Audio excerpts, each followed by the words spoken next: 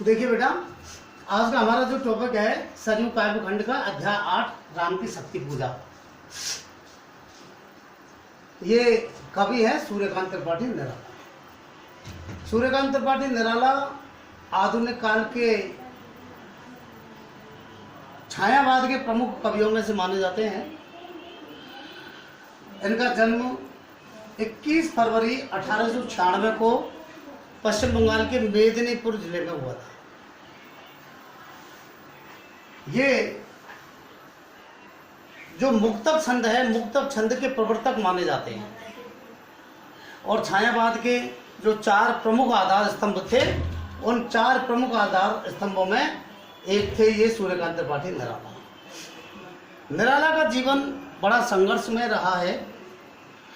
बचपन में ही इन्होंने एक बीमारी में अपने माता पिता, दादा दादी, चाचा चाची और पूरे परिवार को, यहाँ तक कि इनकी पत्नी को भी खो दिया था, अर्थात उनकी मृत्यु हो गई। अंत में इनकी जो बेटी है वो बची थी सरोज।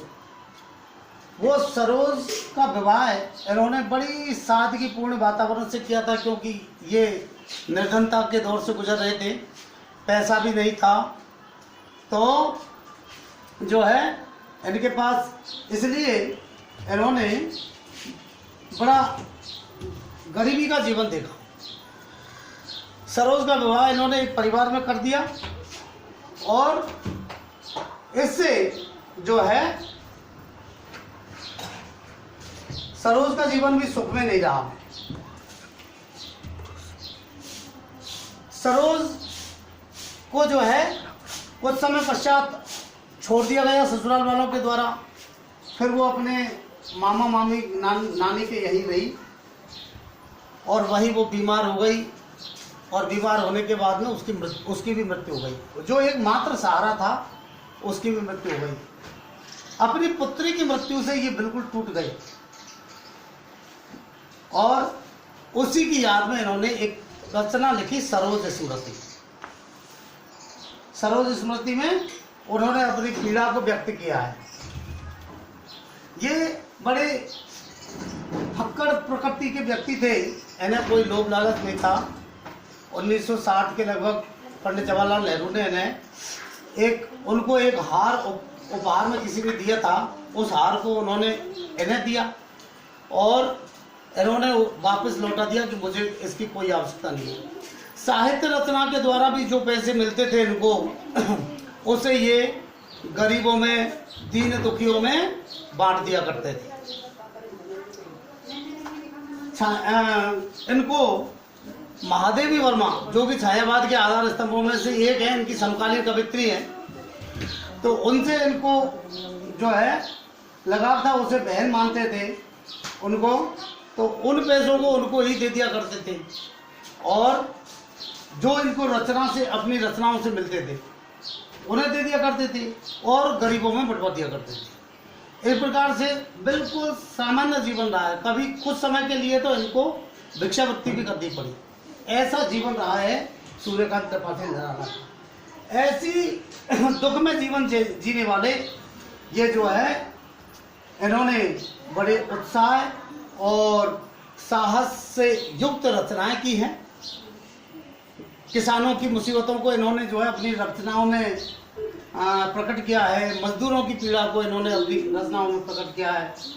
इनकी जो रचनाएं हैं उनमें गीतिका, परिमल, अनिमा, अनामिका, तुलसीदास, नए पत्ते, बेला, अर्चना, आराधना, गीत पुंज आदि इनकी रचनाएं रही हैं।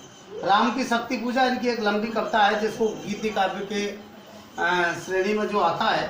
इनका गद्य साहित्य भी बड़ा लोकप्रिय रहा है। ये जो रचना है हमारी, ये राम की शक्ति पूजा, इनकी जो दीर्घ कविता है उससे संकलित है, उसमें से ली गई है।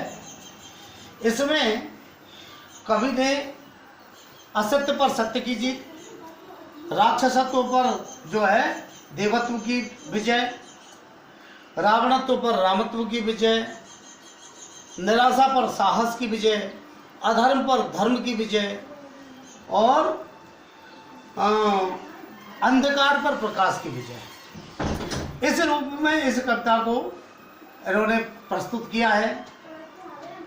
रावण सीता का अपहरण करके, सीता जी का अपहरण करके ले जाने के बावजूद भी उनके साथ में शक्ति दुर्गा जो है, दुर्गा की शक्ति उनके साथ में थी।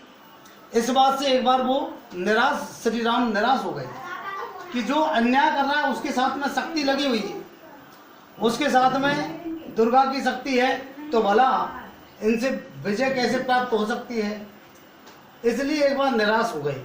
लेकिन इसमें यह भी बताने का प्रयास किया है कि जब विपत्ति में हो मनुष्य तो उसे अपने मित्रों और सहयोगियों का सहारा लेकर के, उनसे सलाह मशवरा करके और जो है अपनी निराशा पर विजय प्राप्त करनी चाहिए। इस प्रकार से उन्होंने ये संदेश दिया है कवि ने कि निराशा में और विषम परिस्थितियों में अपने मित्रों के सहयोग से आगे बढ़ना चाहिए। रावण सीता जी को ले गए, उसके बाद श्री राम रावण का युद्ध होने लगा, तो राम को इस बात की निराशा थी कि रावण के साथ में दुर्गा लगी हुई है, तो भला मेरी किस प्रकार से विजय प्राप्त हो सकती है। तो उस बात को उन्होंने फिर कुछ समय पश्चात सोच करके उसका विकल्प और दुर्गा को भी अपने बस में करने का प्रयास किया। आप देखिए कवि वर्णन करते हैं, अमान सा उगलता गगन घन अंधकार। तो कहते हैं कि जब रावण समुद्र, श्री राम समुद्र के किनारे बैठे हुए थे और वो कुछ चिंतन में पड़े हुए थे, उसका वर्णन करते हुए कवि कह रहे है, अमान सा उगलता गगन घन अंधकार, अर्थात अमावस्या की रात है। अमा यानी अमावस्या, निशा है रात्रि, अमावस्या की रात्रि और उगलता गगन घन अंधकार। गगन यानी आकाश, चारों ओर घना अंधेरा उगल रहा था। आकाश चारों ओर घना अंधकार उगल रहा था, अंधेरा उगल रहा था, अर्थात चारों ओर अंधकार। आप जानते हैं कि अमावस्या को तो अंधकार रहता ही है, तो अमावस्या की रात्रि को आकाश चारों ओर से अंधकार उगल रहा था, अर्थात चारों ओर अंधकार फैला हुआ था।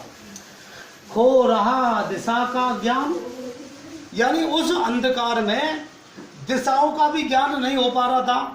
उत्तर किधर है, दक्षिण किधर है, पूरब किधर है, पश्चिम किधर है, इस बात का भी ज्ञान नहीं हो पा रहा था। क्योंकि जब ज़्यादा अंधकार होता है, आप रात्रि में कमरे में लाइट बंद कर दीजिए, आपको ये पता नहीं चलेगा दरवाजा किधर है।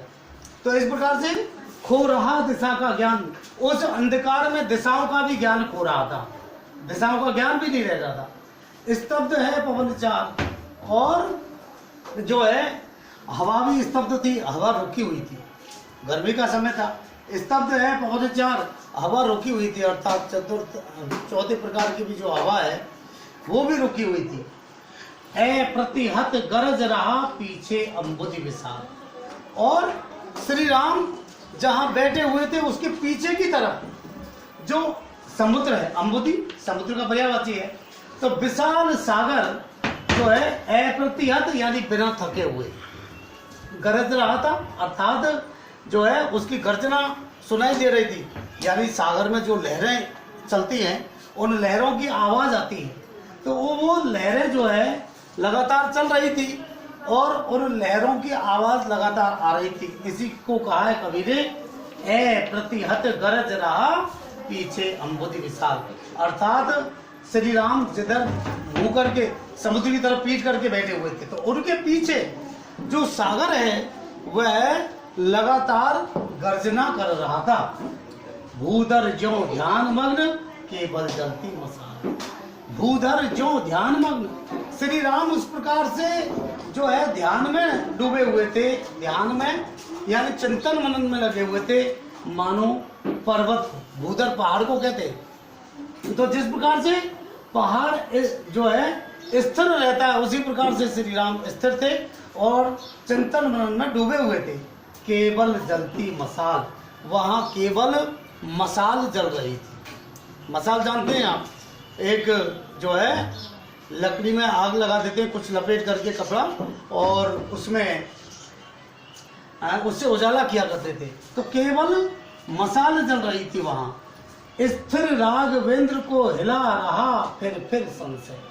श्री राम यद्यपि स्थिर थे, फिर भी उनको बार बार अपनी पराजय पर संशय, अपनी विजय पर संशय हो रहा था कि मैं जीत पाऊंगा या नहीं।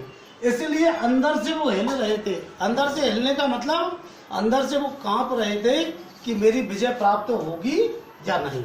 राघवेंद्र रघुकुल के इंद्र श्री राम को जो है, यद्यपि वो स्थिर बैठे हुए थे, परंतु उनको बार बार अपनी विजय पर संशय हो रहा था, तो वो अंदर से हिल रहे थे, अर्थात कांप रहे थे। रह उठता जगजीवन में रावण जय भय।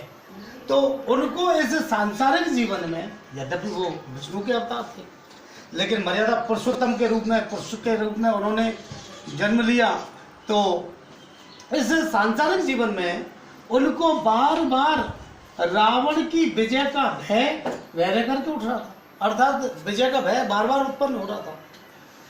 श्री राम को इस सांसारिक जीवन में रावण की विजय का भय बार बार उत्पन्न हो रहा था। जो नहीं हुआ आज तक हृदय रिपु दम में श्रांत, जो हृदय आज तक, रिपु कहते दुश्मन से, तो जो हृदय आज तक दुश्मन के दमन से थका नहीं, उदास नहीं हुआ, जो हृदय आज तक दुश्मन के दमन से थका नहीं, जो है उदास नहीं हुआ, वो भी एक भी अयुत लक्ष्य में जो है रहा जो दुराक्रांत। जो एक भी अयुत कहते 10,000 की सेना, 10,000 या लाख में भी कभी भयभीत नहीं हुआ, दुराक्रांत। श्री राम का जो हृदय कभी 10,000 या लाख की सेना में भी सामने होने पर भी दुराक्रांत नहीं हुआ, भयभीत नहीं हुआ। कल लड़ने को हो रहा विकल्प है बार बार, ऐसा श्री राम का हृदय कल लड़ने के लिए जो है रावण से जो युद्ध होने वाला है कल, आने वाले कल में, उस कल लड़ने को हो रहा विकल्प है बार बार, ऐसा वह श्री राम का हृदय बार बार रावण से लड़ने के लिए व्याकुल हो रहा था। रावण से लड़ने के लिए व्याकुल हो रहा था, अर्थात रावण से युद्ध होने की बात सोच सोच करके व्याकुल हो रहा था कि राम से, वो रावण से किस प्रकार से विजय प्राप्त होगी। असमर्थ मानता मन उद्यत हो हार हार। उनका जो मन है वो युद्ध में तैयार होने के बावजूद भी अपने आप को असमर्थ मान रहा था। कैसा मान रहा था? असमर्थ मान रहा था, अर्थात कि मैं युद्ध तो करूं लेकिन मेरी हार निश्चित होगी, मेरी हार निश्चित होगी।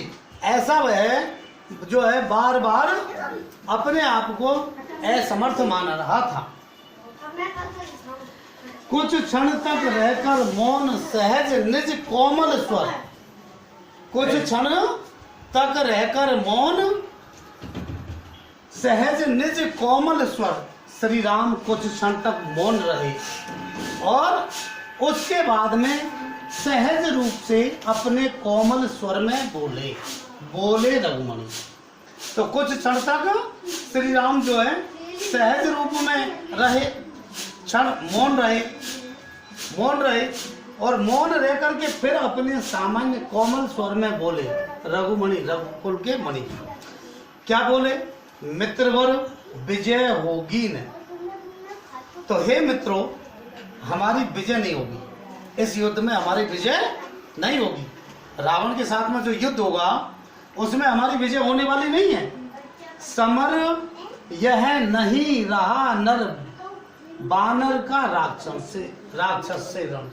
ये जो युद्ध है, ये युद्ध मनुष्य और बानर का राक्षस से युद्ध नहीं रहा है। मनुष्य और बानरों का राक्षस से युद्ध नहीं रहा। क्यों नहीं रहा ये समझिए। अगर रावण के साथ में शक्ति नहीं होती और केवल रावण युद्ध करता श्री राम से और उनके साथ में जो वानर भालुओं की सेना थी उनसे, तब तो ये राक्षस से नर वानर का युद्ध हो जाता। लेकिन रावण के साथ में तो शक्ति थी, दुर्गा थी, इसलिए वो ये बात कह रहे कि समर यह नहीं रहा नर वानर का राक्षस से रण। ये जो युद्ध है ये नर यानी मनुष्य और वानरों का राक्षस से युद्ध नहीं रहा, मनुष्य और वानरों का राक्षस से युद्ध नहीं रहा। उत्तरी पा महाशक्ति रावण से आमंत्रण, यहाँ तो रावण से आमंत्रण प्राप्त करके और महाशक्ति उतर गई। रावण से आमंत्रण प्राप्त करके और महाशक्ति उतर गई है, अर्थात रावण के साथ में जो है महाशक्ति लग गई है, महाशक्ति उनका साथ दे रही है। रावण का साथ दे रही है महाशक्ति। तो अन्याय जिधर है उधर शक्ति, कहते छल छल हो गए नयन। श्री राम ने कहा कि अन्याय जिधर अन्याय है उधर ही शक्ति साथ दे रही है।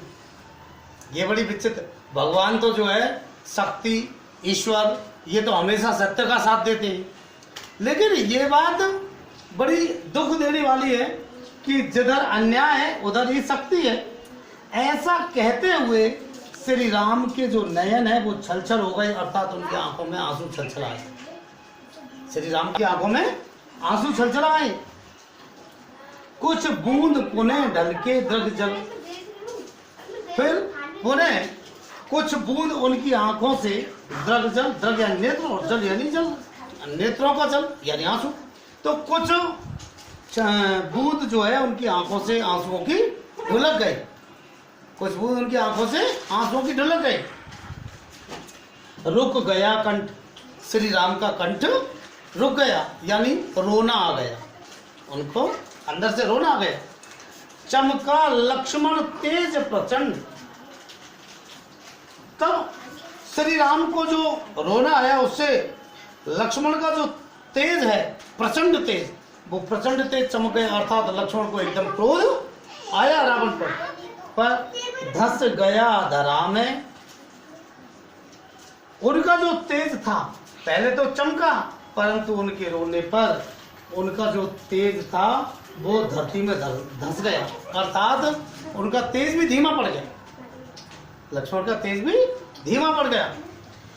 गह कपि गह युगपद, कपि बानर ने जो है अर्थात जो है हनुमान जी ने अपने श्री राम के दोनों चरण पकड़ लिए। कपि यानी हनुमान जी, उन्होंने गह यानी पकड़ लिए, युग यानी दोनों, पद यानी पैर। तो हनुमान जी ने श्री राम के दोनों चरण पकड़ लिए, उनके चरण पकड़ लिए। मशक दंड स्थिर जाम्बवान, और जो जामवंत हैं, जामवंत जी हैं, उन्होंने अपनी दोनों भुजाओं स्थिर होकर के अपनी दोनों भुजाओं को मस्का दबाया, यानी रावण के ऊपर क्रोध करके और जो है अपनी दोनों भुजाओं को दबाया। मशक दंड, दंडन भुजा, तो स्थिर जाम्बवंत स्थिर हो गए।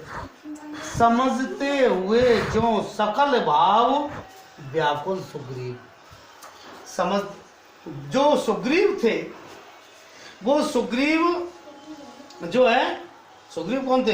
बाली के भाई, और ये उनके मित्र थे, श्री राम से मित्रता हो गई थी। तो श्री राम के सारी स्थिति को समझते हुए और जो सारे भावों को समझते हुए वो व्याकुल हो गए। समझते हुए जो सकल भाव व्याकुल सुग्रीव, यानी युद्ध की सारी स्थिति को, सारे भाव को समझते हुए सुग्रीव व्याकुल हो गए। हुआ उर में जो विषम घाव, जो है